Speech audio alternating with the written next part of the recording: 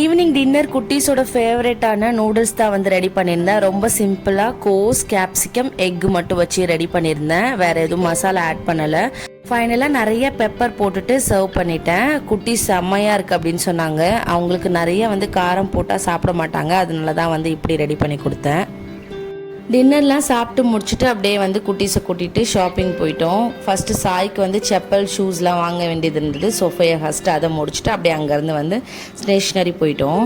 நம்ம ஸ்கூல் படிக்கும்போது நமக்கு ஒரு பாக்ஸ் வாங்கி கொடுத்துட்டாலே அது ஒரு பெரிய விஷயம்னு நினச்சி ரொம்ப ஹாப்பியாக வந்து ஃபீல் பண்ணிகிட்டு இருப்போம். பட் இப்போ இருக்கிற பசங்களுக்கு வந்து நிறைய வந்து கலெக்ஷன்ஸு, கார்ட்டூன் டிசைன் வச்சு டிசைனாக வந்து பென்சில் பவுச்லேருந்து எவ்வளோ வெரைட்டி வந்து அவங்களுக்கு வருது. அவங்கள பயங்கரமாக அட்ராக்ட் பண்ணுற மாதிரி என்னெல்லாம் குட்டீஸ்க்கு பிடிச்ச மாதிரி ஸ்டேஷ்னரி ஐட்டம்ஸ்லாம் வாங்கிட்டு அங்கேருந்து கிளம்பிட்டோம். வீடியோ ஃபஸ்ட் டைம் பார்க்குறீங்கன்னா மறக்காமல் சேனல் சப்ஸ்கிரைப் பண்ணிக்கோங்க.